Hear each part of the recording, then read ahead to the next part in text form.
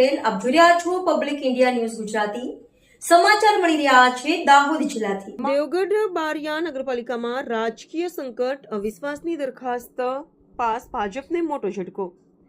દેવગઢ બારિયા નગરપાલિકામાં આજે રાજકીય ઉથલપાથલ સર્જાઈ છે. ભાજપ શાસિત નગરપાલિકામાં પ્રમુખ ધર્મેશભાઈ કલાલ વિરુદ્ધ લાવવામાં આવેલી અવિશ્વાસની દરખાસ્ત બહુમતીથી પાસ થતા ભાજપને મોટો ઝટકો લાગ્યો છે.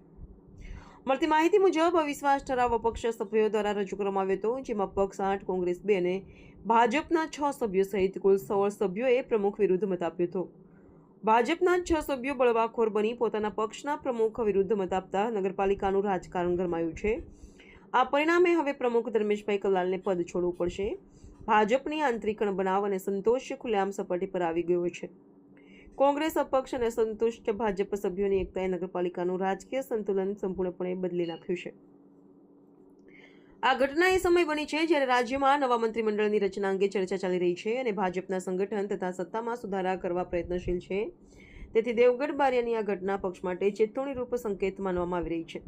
રાજકીય વર્તુળોમાં ચર્ચા છે કે ભાજપ હવે પોતાના બળવાખોર સભ્યો સાથે કડક કાર્યવાહી કરી શકે છે. જોકે સ્થાનિક સ્તરે પક્ષની પકડ નબળી પડતી જણાઈ રહી છે. દેવગઢ બારિયા નગરપાલિકાની અવિશ્વાસ દરખાસ્તે સ્પષ્ટ સંદેશ આપ્યો છે કે સ્થાનિક સ્તરે ભાજપ વિરુદ્ધ અસંતોષ વધી રહ્યો છે. કોંગ્રેસ, અપક્ષ, બળવાખોર ભાજપના 16 સભ્યોની જોડાણથી હવે નગરપાલિકામાં નવા રાજકીય સમીકરણ ઊભા થયા છે.